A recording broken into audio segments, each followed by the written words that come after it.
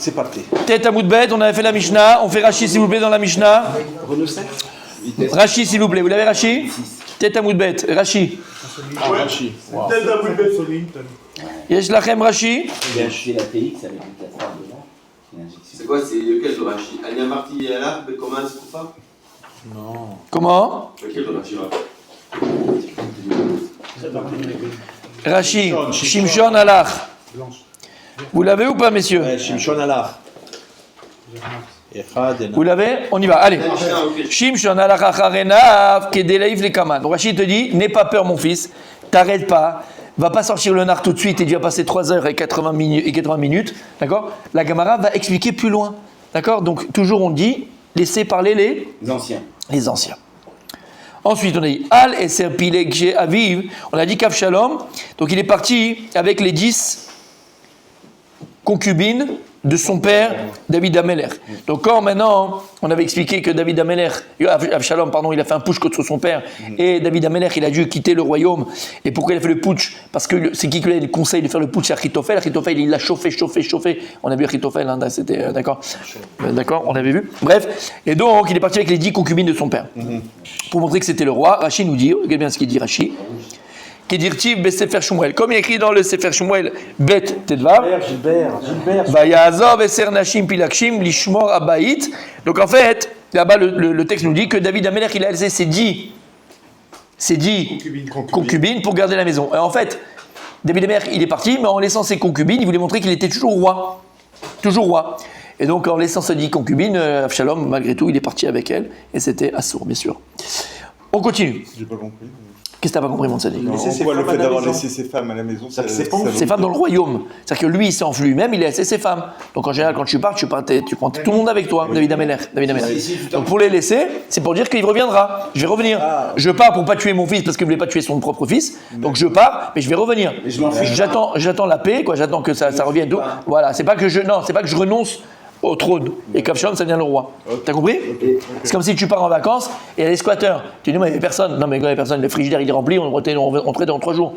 T'as compris? Et comment il a été fini Avshalom après, par la suite? Il va mourir avec ses cheveux, on avait dit. D'accord? Et les 10 lances. La Mishnah.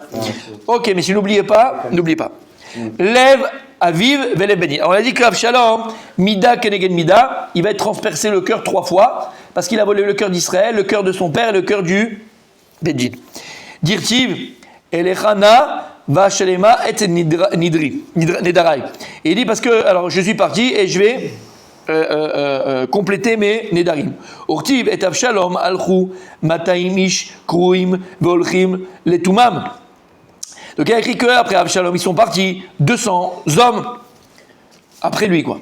Vamrinan, Besota, Derushalmi, dans Sota du Talmud de Jérusalem. Kouim, il a écrit quoi? Kouim David, Shaliede Mitzvat Matzot David, Al-Khuimo. Mitzvat David, pardon. Sous l'ordre de David Ameler, ils sont partis avec lui. Amarlo, Ktovli, Shelchou, Imi, Otan, Shnaim, She Efrar, Vekatav Lo. Il a dit, dis-moi qu'il y a les 2 que j'ai choisis qui viendront avec moi, et il lui a écrit. Vayamare Chotmo Shel David, les Shnaim. Qu'est-ce qu'il faisait Avshalom? Il montrait la signature de son père David Ameler. Volchim Acharav. En fait, il avait volé le sceau de David, et pour prendre des gens avec lui, qu'est-ce qu'il faisait? Il disait, regardez, venez avec moi, et il signait avec la signature de David Ameler. Il prenait 2 par 2. Il en prenait 2. Ah, Tchekines Mataim, et Kulan Rachis Sanedraot. Et en fait, qu'est-ce qu'il a fait? Il les a trompés parce qu'il avait avec lui le sceau de David Ameler. Et il prenait 2 par 2 jusqu'à qu'il a fait rentrer avec lui tout le Sanhédrin. Aré, élève Aviv, élève Bedin. Il a volé le cœur de son père parce qu'il a volé sa bague. Et il a volé le Bedin parce que le Bedin pensait que c'était juste David qui l'avait donné. Mais en fait, c'est pas vrai. C'est pas David, il avait volé de son père. Bizarre que le Sénat n'ait pas vérifié. Hein. Mais non, pourquoi c'est le... Mais non, mais c'est le fils de son père. Pourquoi tu veux qu'il n'a pas... Jusqu'à présent, mon tzaddik, on n'avait pas de Brutus nous dans la Torah. C'est le premier Brutus de la Torah, c'est lui. Il n'y a pas de Brutus. Il n'y a pas de Brutus. Il est comme l'héritier de fait. Non, c'est pas encore l'héritier, il était encore vivant. Il aurait dû savoir. Non, mais ils l'ont pris avec lui au début, c'est pas pour être roi. Ils l'ont pris avec lui, il a pris avec eux. Pas pour être roi au départ. Pourquoi il les a pris avec lui? Comment? Pourquoi il les a pris avec lui? Les gens du Sénat. Oh, parce qu'il voulait le Sanhédrin pour que le Sanhédrin après accepte que ce soit lui le roi. Mais comment il leur a dit de venir avec lui au départ? Pour le putsch. Il les a fait venir. Venir. Non. Pourquoi il n'a pas tué son père? C'est ce qu'il voulait. Il s'est sauvé, David Amelech. Voilà, ça. Il voulait tuer son père. Et quand David Amelech, il a appris qu'il voulait le tuer, il s'est sauvé. Pourquoi il s'est sauvé? Il aurait pu le massacrer, son fils. Il ne voulait pas tuer son fils. Et quand d'ailleurs, Avshalom, il est mort. Et Salomon dans tout ça? Non, Salomon était petit encore. C'est pas encore, il n'était pas là. Pas l'histoire de Bathsheba. Et quand Avshalom, il est mort, d'accord? Et il a pris la mort d'Avshalom, c'est de là, c'est à cet endroit-là, parce qu'après dans le Narc ça va être écrit, où il va faire un mausolée. Mausolée. Voilà, mausolée. Il va faire un mausolée. Un mausolée. C'est pas si c'est le vrai, c'est pas vrai. Vous voyez, comme ça, Dans le bas de la pente, il y a un arbre où Absalom il est enterré. Comme ça, ils disent, bon, c'est pas ça, mais en tout cas, il va faire un mausolée, c'est écrit dans le Narc, un mausolée pour son fils. Il va pleurer son fils. Il va pleurer son fils parce qu'il ne voulait pas le tuer, son fils. Il ne voulait pas qu'il meure. Et il va appeler cet endroit-là Yad Vashem. Et c'est de là que sort le nom Yad Vashem qu'ils ont fait après pour tous les juifs qui sont morts à la Shoah. Ça veut dire la main. Il vient de là. Yad Vashem, non, c'est la main, mais Vashem. C'est-à-dire qu'en fait, c'est un souvenir. Faire un nom. Yad Vashem, parce qu'il n'a pas eu d'enfant, il n'a pas eu d'enfant, Absalom. Et donc il n'a pas eu de progéniture, il n'a pas de descendant. Il a fait un monument, un petit rappel. Et il appelle ça Yad Vashem. Et d'où on l'a tiré. Lui, il n'a pas tué. Il est mort tout seul. Il n'est pas tout seul, il était pendu, après ils l'ont tué, ils l'ont fini. Yoav, exactement, comme on l'a vu. En tout cas, juste pour qu'on comprenne, c'est ça devient Yad Vashem. Oui. D'accord. Ah oui, non, mais Yoav, donc en fait, Yoav, c'était le général devenu de David Amelech. Avner, c'est de Shaul. Non, de David. Non, David Amelech. Jamais avec Shaul. Jamais. Il y avait qui avec Shaul? Il y avait Avner. Avner Ben-Ner. Avner Ben-Ner, il s'appelait. Velev Anche Israël, il a volé le cœur d'Israël, dit-il. On va voir toujours dans la Gemara. Bekerev ish leishtachavot, uktiv mi yasimenu shofet ba'aretz. Uktiv va'gnov Avshalom et lev Anche Israël. Il a écrit méphorage dans le pasouk qu'il a volé le cœur d'Israël. Donc on a vu qu'il a volé le cœur de 3 personnes d'Israël, du Bedin et de son père. Alors ils vont lui transpercer 3 fois le cœur. Ve'en be'achiv gadol mimenu. De qui on parle là-bas? Qu'il n'y avait personne d'aussi grand que lui. De qui on parlait là-bas? De Yosef. Rappelez-vous ce qu'on avait dit dans la Mishnah. Vous vous rappelez de la Mishnah? Que Yosef Hatzadik, lui, il a enterré son père. Et il n'y avait pas plus grand en Égypte que Yosef, et c'est le plus grand de tous ses frères. Alors, par le mérite que lui-même, il a enterré son père, qui était le plus grand de tout le monde, alors c'est Moshe Rabbeinu, qui était le plus grand d'Israël, qui va enterrer Yosef. Alors, Rachid nous dit, Ve'en be'achiv gadol mimeno, Shaya Melech. C'était le roi d'Égypte, Yosef. Are mida shemadat shenigvar avi bagedolim. Alors, de la même manière que la mida qu'il a eu Yaakov, que c'est son propre fils qui était le plus grand, qui va enterrer. Ou bob mida medelo shenigvar u begdolim. Alors, lui, Yosef, il va être aussi enterré, mida kenigvar, par le plus grand. C'est qui? Moshe a pris les ossements. Moshe, tout à fait. Mais qui c'est qui a enterré vraiment? Après, c'est la Shvatim, il n'est pas rentré. Non, qui c'est qui a réellement enterré Yosef? C'est les Bnei Israël, son Shvatim, sa tribu.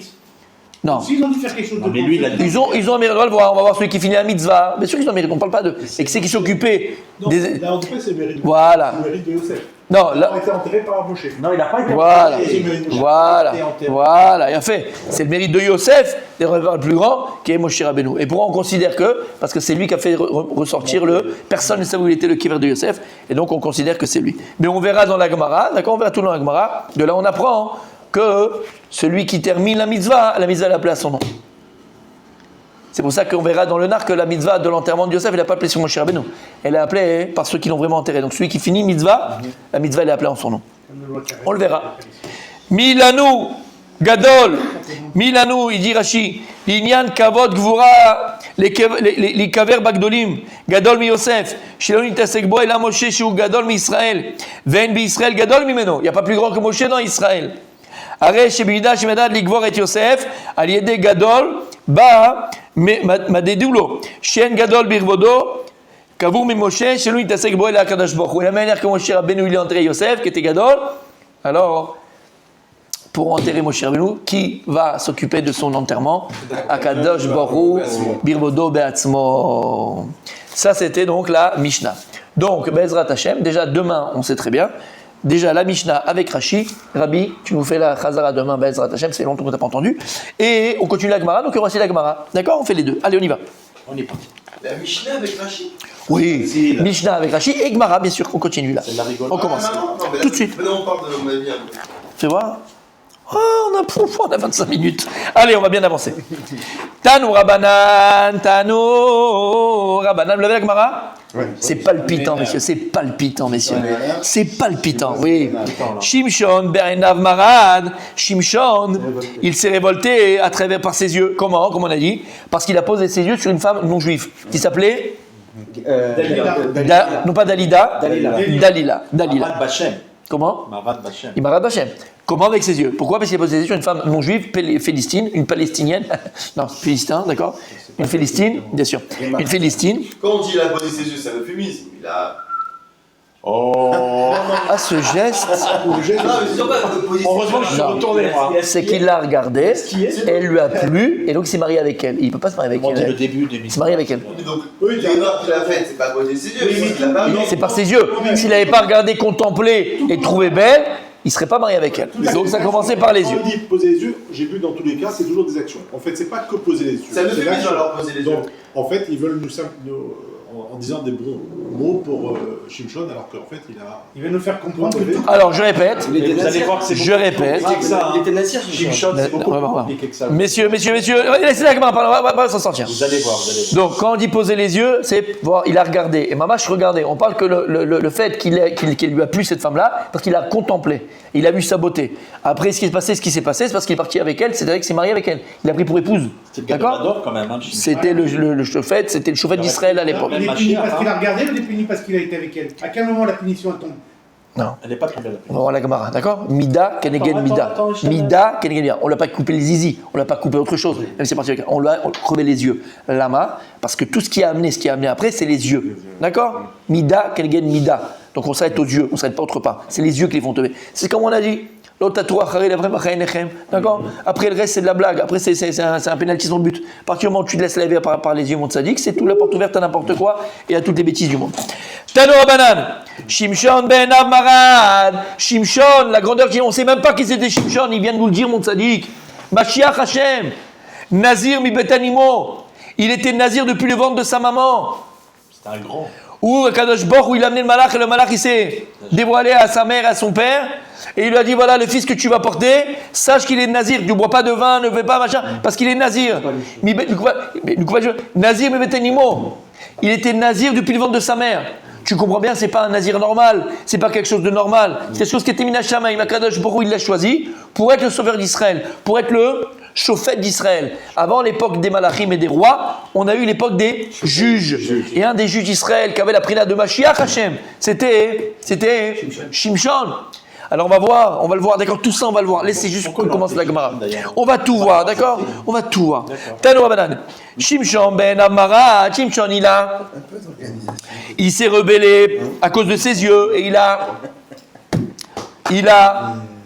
il s'est rebellé contre Dieu à cause de ses yeux chez Neymar. Va Yomer Shimshon et la vive. Il a écrit dans Shoftim, il a dit Shimshon à son père, Ota Kachli, qui yeshara be'enai. Il a dit papa, prends-la moi cette femme-là, cette fille-là comme une femme, parce qu'elle est droite à mes yeux. Be'enai. Les fichach nikru pelishtim et tenar. C'est pour ça que lorsqu'il a été pris par les Philistins, on va voir toute l'histoire, n'ayez pas peur, on va voir toute l'histoire.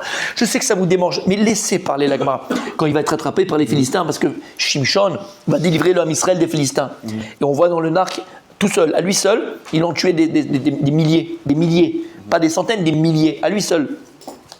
Et quand il va être attrapé par les Philistins, et vous connaissez très bien l'histoire, c'est parce que Dalila, elle va se faire soudoyer par ses frères philistins, et il dit regarde, t'es marié avec lui, il faut qu'on sache son secret, et son secret était dans ses cheveux, d'accord, on va expliquer pourquoi dans les cheveux, mais d'accord, sa force est dans ses cheveux. Mais elle s'est mariée avec lui pour ça, non? Non, pas que pour ça, non, pas que pour ça, non.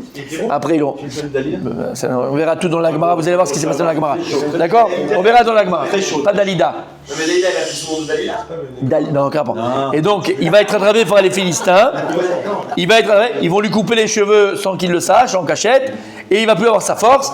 Ils vont le prendre là-bas, chez les Philistins, chez eux dans leur ville, à Haza, d'accord? Ils vont le prendre là-bas et ils vont faire ce qu'ils vont faire avec lui. Ils vont des Younim, après. Et à la fin, ils vont lui crever les yeux. Et la question elle est, pourquoi d'Afka les yeux? Pourquoi ils ne vont pas couper la jambe? Pourquoi ils vont couper les bras? Pourquoi ils vont couper l'oreille? Pourquoi les yeux? Mida keneged mida. De la même manière, ce qu'il a fait tomber avec cette Philistine-là, c'était quoi? C'était ses yeux, parce qu'il a dit à son père, papa, elle me plaît, mais il a vu que la beauté, entre guillemets, même à son degré à lui. Alors il a écrit chez Nehemar, Ve'achazuhu pelishtim v'nakru et einav. Comme il y a écrit dans le verset dans Shoftim, ils l'ont attrapé les Philistins, il n'avait plus de force, il ne pouvait plus se défendre, il n'avait plus cette force-là, et ils lui ont crevé les yeux. Écoutez bien, là Gemara dit, Eni, ah bon? Eh bien, est-ce que Shimshon il est parti après ses yeux? Hein? Et il a fait une avéra? Ve'aktiv, et pourtant il a écrit, Ve'avi ve'imo lo yad'u ki ma'ashemi. Alors il a écrit Meforash. Akadosh Baruch Hu, il a fait en sorte qu'il épouse Dalila pour pouvoir contrecarrer les plans des Philistins et qu'il puisse tuer les Philistins. Mashma, que la Kavana, elle était bonne. Il n'est pas parti après ses yeux. C'est Me'et Hashem avec Tazot. C'est Akadosh Baruch Hu qui a fait ça. Alors qu'est-ce que tu veux? Il n'avait pas de libre arbitre, Shimshon. C'est pas lui qui a décidé. Shimshon n'est pas de libre arbitre. Alors qu'est-ce que tu me dis, Mida? C'est pas lui, c'est Akadosh Baruch Hu qui a fait ça. C'est écrit dans le texte. La Gemara. C'est écrit dans le texte.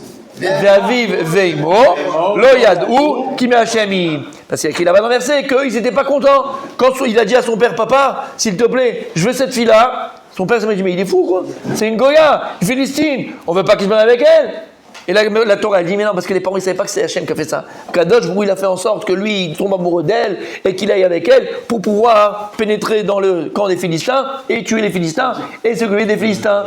Donc tu vois bien que c'est Minal Shamaim. C'est pas lui qui a décidé de se marier avec elle. C'est Minal Shamaim, c'est Kadosh Baruch Hu. Un peu comme Shlomo Amena, parce qu'il s'est marié avec toutes les. Non, carrément.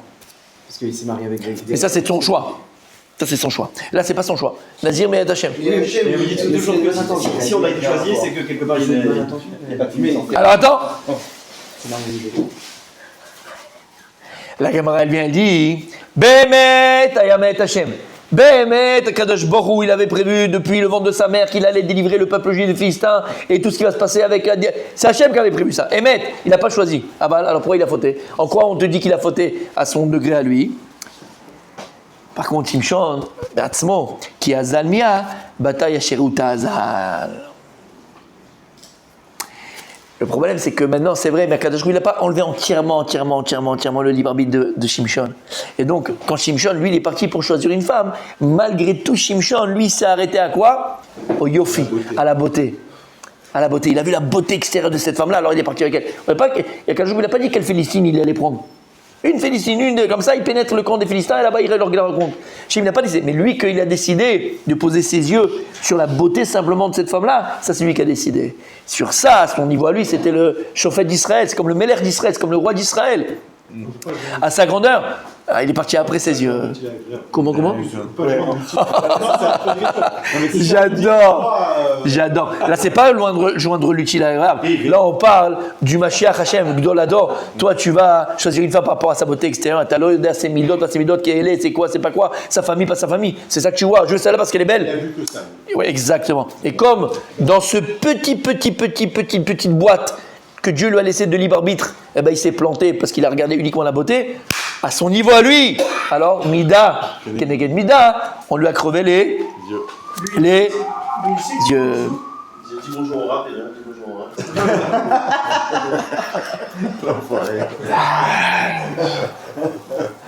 Le pauvre il a. Shavuator Moshe. C'est clair? C'est bon? C'est bon ou pas, messieurs? Ok. Alors, avant de continuer la Gemara, messieurs, puisque c'est Rabbi Raphaël qui va nous faire, si Dieu veut, la Chazara, je vais faire avec vous quelques commentateurs et nous mettre dans le bain. On aura besoin de ça aussi pour la suite des événements Be'ezrat Hashem, parce qu'on va voir en détail l'histoire de Shimshon. Alors là, on va essayer de remettre ici. Voilà. Non, toi tu l'as pas. Peut-être tu l'as, mais en très très condensé. Moi je l'ai, voilà, mais moi je l'ai en très très grand. Ça c'est la vie, hein, Blainara. Chacun son truc, mon sadique. Et comme je te dis, c'est pas la taille qui compte, c'est ce qu'on dit après.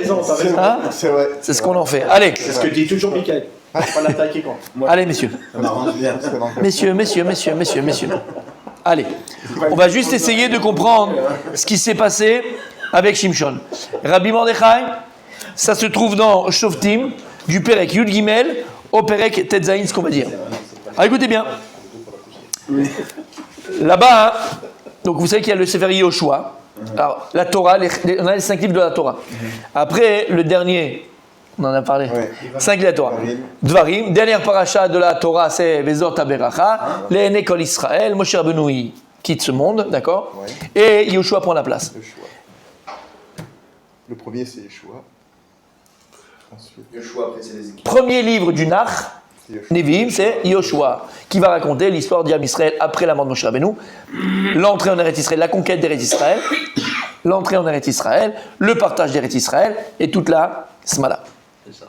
Ensuite, on a les Shoftim. Les Shoftim, c'est qu'on n'a pas encore de roi en Israël. Les Shoftim, ils ont un rôle de roi, c'est comme les rois. On en a eu plusieurs des Shoftim. Hein. Oded Belkenaz, on a Shimshon, Oded Belkenaz, on a Shimshon, on a plusieurs Shoftim, d'accord. On a plein de Shoftim. Ok. Dvorah, Barak. Voilà, Barak, Dvorah, exact. Bien fait, bien fait. Bon, voilà, il veut prendre la place. Hein. Guidoran, bien fait. On a plusieurs Shoftim, d'accord. Un Shofet du Ham Israël, il va s'appeler Shimshon. Shimshon, c'est son histoire dans Shoftim. D'accord. Et là-bas, c'est toujours ramené que Ham Israël, oui. Les prophètes, donc il y avait des prophètes de Yoshua, enfin de Moshe, jusqu'à après, jusqu'au Malachi. Jusqu'à Malachi. Jusqu'à Malachi, c'est le dernier prophète. Jusqu'à Ezra, non? Malachi. Malachi, c'est le dernier. Les prophètes, c'est le dernier. À chaque fois dans le Nar Montsadik, c'est écrit « Et l'homme Israël fait le mal aux yeux de Dieu, on s'éloigne d'Akadosh Baruch Hu, Avodazara, toutes ces choses-là. Et Hachem, pour nous ramener droit chemin, il fait venir un peuple qui va nous taper dessus, malheureusement. Et on dit « Ah pardon, pardon, pardon ». On va demander, il y a un chauffette qui va venir, Hachem un libérateur, un chauffette, il va faire la guerre, il va nous délivrer, et on fait tchouva, et tout se passe bien, et on recommence. Et l'homme Israël, encore une fois, s'éloigne d'Akadosh Baruch Hu, on fait n'importe quoi, et on va tomber sous le joug des Philistins pendant 40 ans. Pas pendant 2 ans. Pendant 40 ans, le peuple juif sur sa terre en Eretz Israël est assujetti aux Philistins. On paye une taxe. Ils sont là, ils nous font la guerre, ils font des pillages. C'est long. C'est long, messieurs. À la télé. Mais Rav, à la fin, quand Yoshua il décède, il y a marqué comme ça là-bas hein, que Hachem il a laissé des peuples. Parce qu'il savait que le peuple juif allait. Bien sûr. C'est pour nous remettre dans le droit chemin. Il a laissé des Exactement. Et ça ressemble un petit peu à ce qu'on vit aujourd'hui. C'est-à-dire que s'ils sont là, ces enfoirés, c'est pas pour rien, quoi. Bien sûr, c'est pour que tu vois. Mettre droit. Bien sûr. Et donc pendant 40 ans, les Philistins, messieurs, vont embêter le peuple juif. Jusqu'à qu'Akadosh Baruch Hu, il envoie un malach, il envoie un ange. Tout ça on le veut hein, dans la Chaza. Donc Akadosh Baruch Hu, ben, je le dis donc tu vas l'apprendre. Et donc Akadosh Baruch Hu va envoyer un malach. Dommage tu vas te planter, dommage tu vas pas savoir l'histoire. Après tu vas me dire ah mais j'ai pas compris. Je peux pas répéter. T'es là? Oui. Et donc Akadosh Baruch Hu, qu'est-ce qu'il va faire? Il va envoyer un malach. Un malach à qui? Manoach et son épouse. Manoach c'était le papa de Shimshon. On le lit dans une Haftara. La Haftara, n'oubliez pas.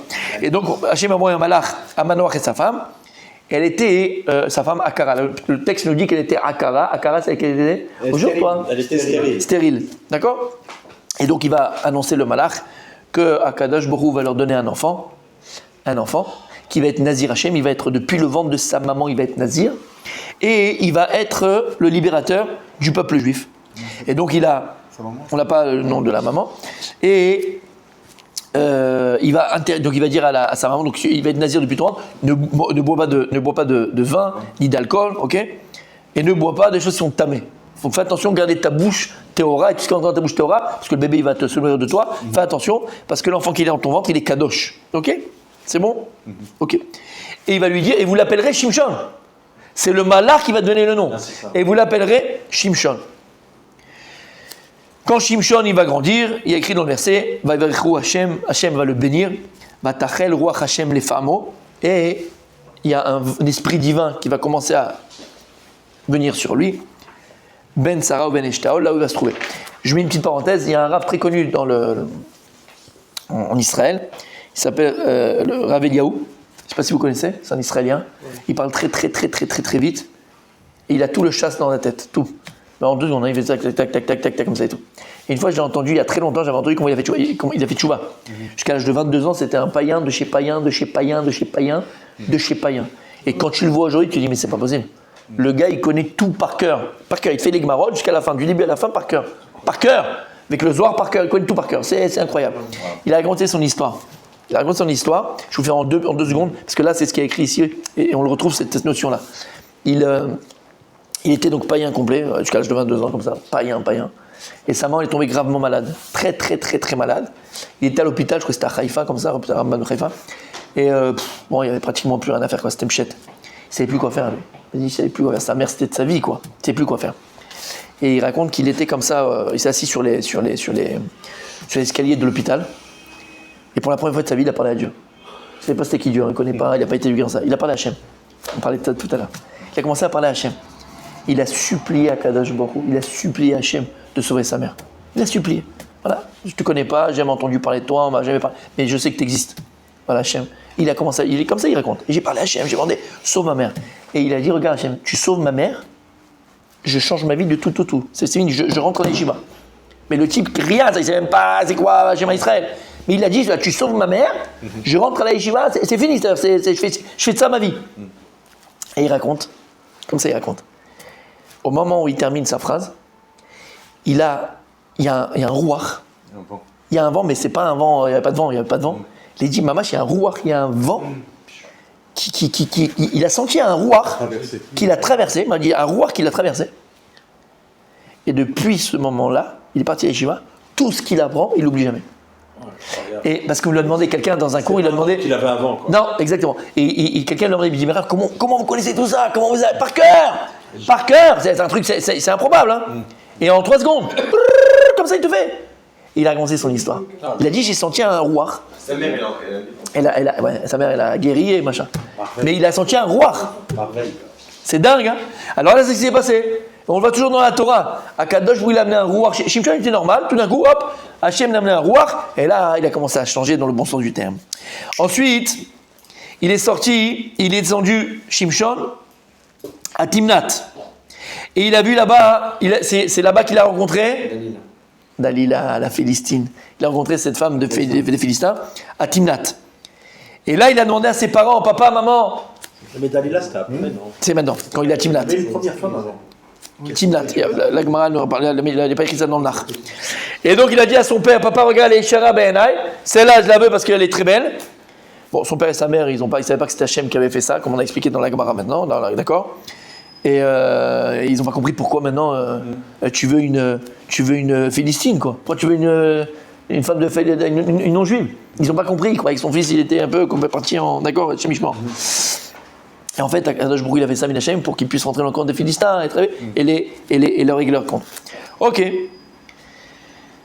Alors, il y a l'histoire aussi que quand il va aller à Timnat là-bas, au milieu du chemin, il va voir les lions. Il y a des lions qui vont venir. Il va se battre contre les lions. Il va les massacrer, ouais, exactement. Ok. Il va faire un mishté. Il va faire un mishté pour les Bachourim de Philistine. Des jeunes de Philistine vont faire un mishté. Et à ce moment-là, Dalila, donc ils vont manger, ils vont boire. Mais lui, il ne pouvait pas boire, mais. Il a bu ou pas? Non. Et elle va le supplier. Écoutez bien. Alors, on va le voir dans la Gemara, je vous le dis maintenant, d'accord? Je vous le dis maintenant, c'est la Gemara qui va raconter ça. Hein. Comment est-ce que Shimshon, il a dévoilé? Non, pas du tout, ça c'est avec Yael. Tu confonds avec Yael et Sisra. Et aussi au temps de Hanouka avec Yehudit. Ouais. Ok. Comment il a dévoilé son. Alors, ses frères philistins, ils disaient à Gadalia, on veut savoir son secret. Et donc, elle va venir tous les jours, bah, jusqu'à la mort. Et lui, il ne voulait pas dévoiler le secret, Shimshon. Il savait qu'il était nazir. Ah oui. Oui, mais il ne voulait pas, mais c'est ne savait pas d'où venait sa force. La Gemara va nous le dire, je lui dis à l'oral, je ne veux pas de commentaire. Quand on y arrivera, vous me direz, on parlera, si vous voulez, on rigolera, ce que tu veux. Mais là, pas de commentaire. La Gemara va nous dire comment est-ce qu'elle a réussi à avoir le secret de Shimshon. La Gemara nous dit qu'à chaque fois que Shimshon il partait avec elle, dès qu'il allait avoir le plaisir ultime, elle se retirait. Et dit regarde, je continue pas si tu me dis pas, c'est quoi ton secret. Et à chaque fois elle faisait ça. Alors lui, il gardait le secret jusqu'à qu'il n'en pouvait plus. Un jour il n'en pouvait plus. Elle faisait à chaque fois ça, tac, elle le chauffait. C'est-à-dire qu'il faisait le masser avec elle, jusqu'à qu'il arrivait au bout. Juste avant, elle partait. Allez, dis-moi. C'est bon.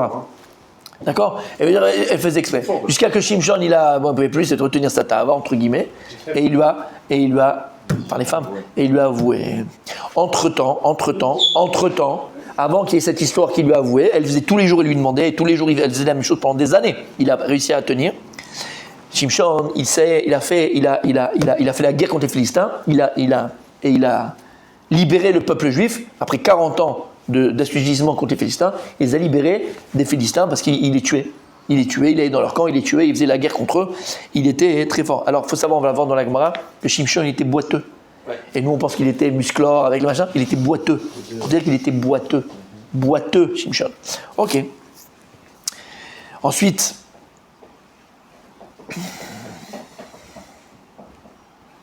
bon, ce qu'on a dit, ok. Ok. Ensuite, Shimshon, il est parti à Haza. Et il est parti avec une Isha Zona. Donc il est parti avec une femme de plaisir, d'accord, de bonne compagnie, comme on dit, hein, d'accord. Quand ils ont su que Shimshon, alors Shimshon, entre-temps, il les a massacrés, hein, il leur a fait des misères aux Philistins. Après, il est parti à Haza, et là-bas, il est parti avec une Isha Zona. Quand les Hazatim, ils ont entendu que Shimshon y était là-bas, hein, ils ont fermé les portes de la ville, et ils ont entendu pour le tuer, parce qu'ils voulaient faire, il les embêtait, quoi, il les dérangeait. Ok.